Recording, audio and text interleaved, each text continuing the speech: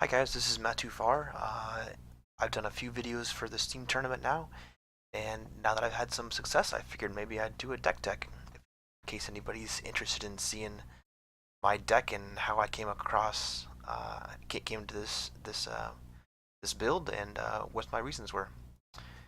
Anyway, this is Mardu vehicles, which is it's red-white vehicles with a splash of black. Yeah, it has a lot of creatures with either the vehicle synergies or just artifact synergies in general. It's a very aggressive deck. Idea is to win quickly.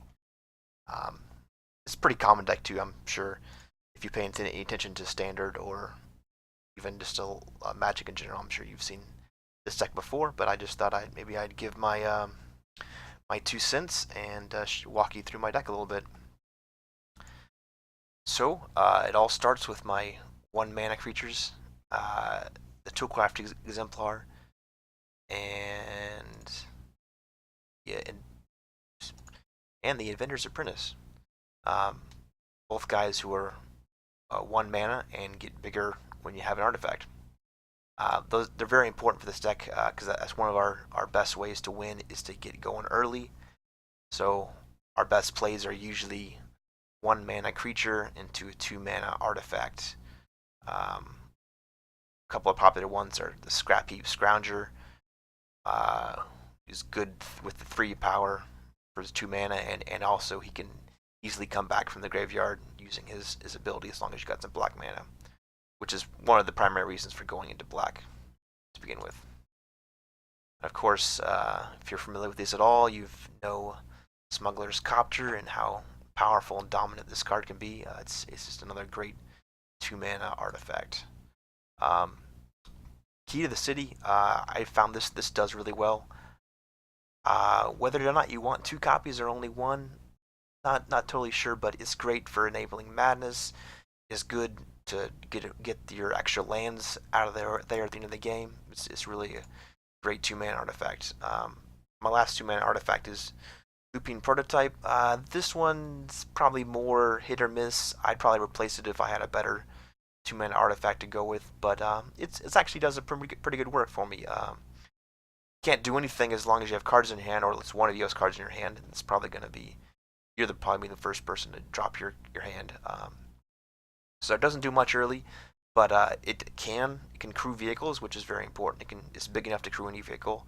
Also, since a lot of damage based, a lot of the removal run around now is damage based, so the 5 toughness does help it to stick around, even if they've killed off your other creatures. And yeah, late game, it's a great beating.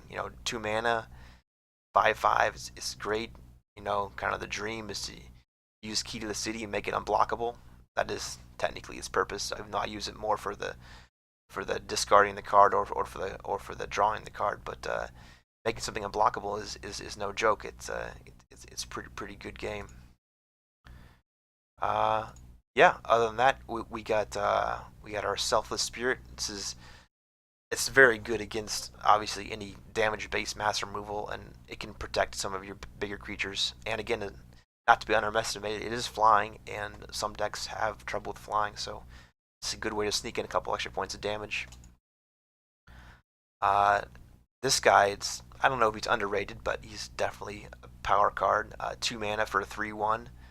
Lets you scry 2. That's great early and late game to help set up your early draws or to get rid of lands at the end of the game. Plus, whenever he crews a vehicle, it gets +1/+1, so it definitely helps out your vehicles, help win some combat with them. That can always be played in lots of tricky ways. If you don't want to send him into combat, you can always attack with a vehicle, maybe crew with another creature, or if it comes into play, doesn't need a crew, whatever. You can always tap this guy later to just to give that vehicle an extra 1/1 boost, and your opponent may not be expecting it. So it's a good combat trick too. And moving along, so being as Smuggler's Copter is such a powerful card, being as it's a 2 mana, it's a 3/3 flyer, only takes crew 1, and you get to draw a card and discard a card. You get to loot when you attack or block. It's just so powerful. It's one of the most dominant cards the format right now. So that being said, it's 3 toughness. Spells that can deal 3 damage are really important. That brings us to Harness Lightning.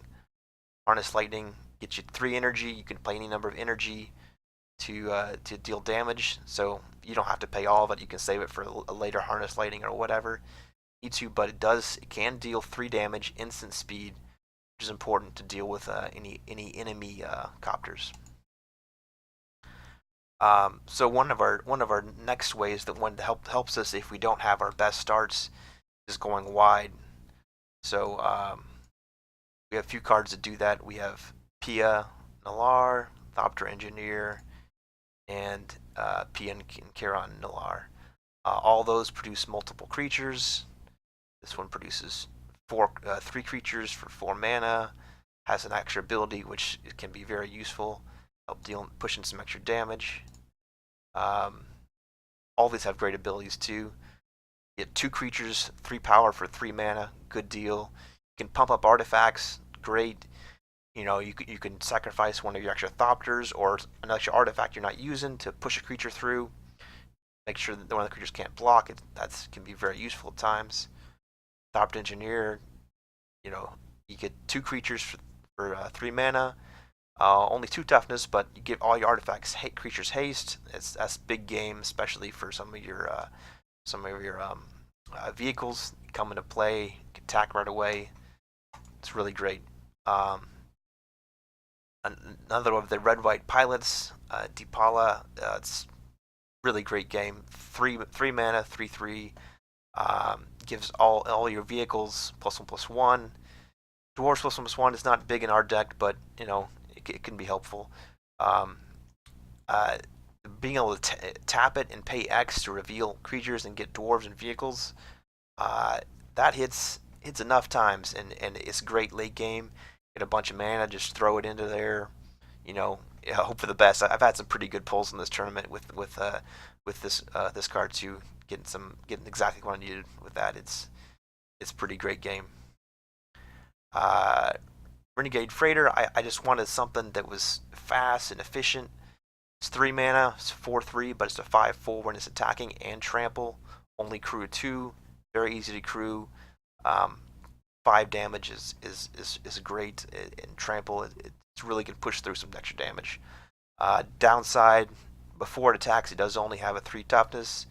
Makes it a lot easier to kill, instant speed, so it's not the most durable of things, and doesn't have haste or anything right away. But for 3 mana, it's still a pretty good game. I'm playing with 1.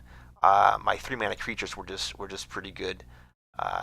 All these guys, I just really wanted those in there instead. So that's why we end up with 1 Renegade Freighter. Fiery Temper, again, copter, 3 damage is important. Just being able to deal 3 damage at instant speed is great. Also, you can deal it to a player. Definitely helps close out games. Got a Madness cost of 1 that plays well with Key to the City, plays well with the copter. Just great efficiency there. We had plenty of red mana, so we can hard cast it. We probably end up hard casting it half the time. But it's still pretty efficient. Unlicensed Disintegration. Since I was already splashing black, I decided to go just a tiny bit deeper to get one of these. It helps us deal with anything for 3 mana.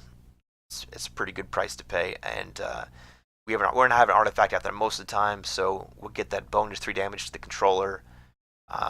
It's basically almost works like another burn spell and an unlimited removal. It's really good. Fleetwheel Cruiser. This is a reason you just gotta play this. It's 4 mana, trample, haste. It doesn't need to crew the first turn it comes into play. It's a great top deck late game.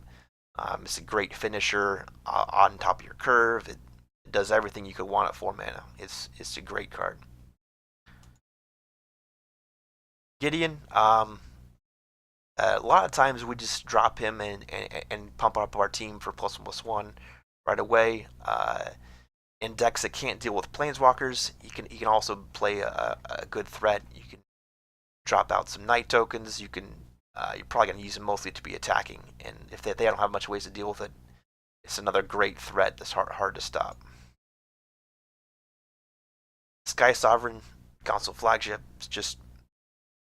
It's our most expensive card, only 5 mana card we have, but it it is the ultimate finisher. It's hard to deal with. Has a 5 toughness.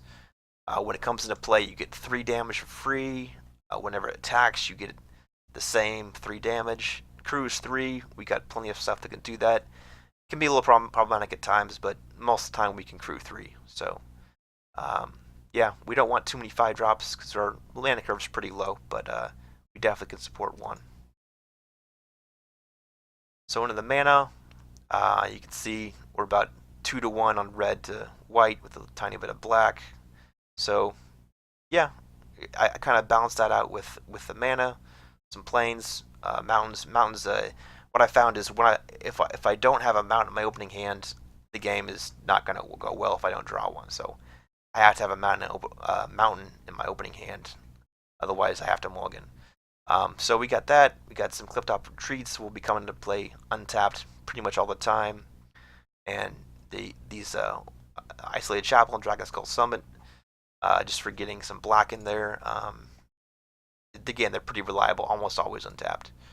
Handware Battlements. This is another card. I originally had the other Handware Garrison in here, but ended up cutting that just to have just the amount of 3 drops that I really wanted.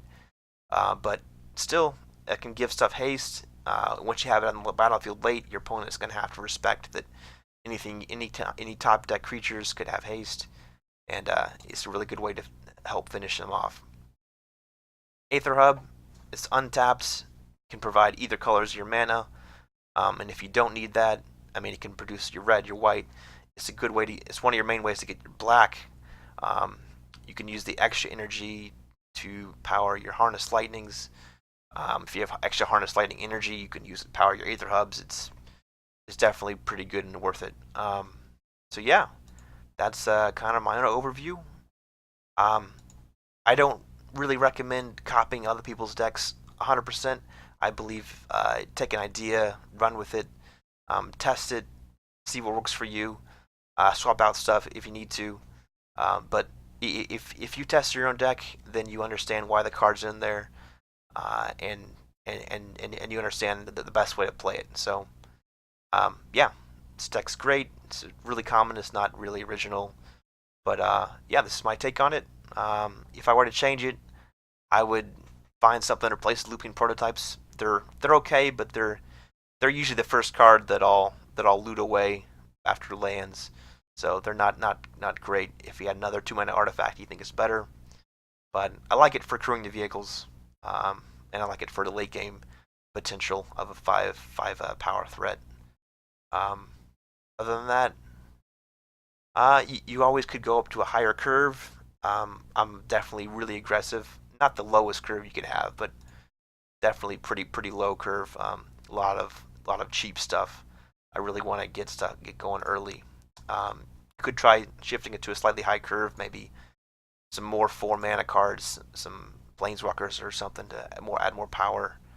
You could drop black. License Disintegration, it doesn't come up that often, but I really wanted to make the Scrap Heap Scroungers as reliable to return as possible, and it's pretty reliable. It's not 100%, but most time if I get one of those, I'll have a good chance to bring it back.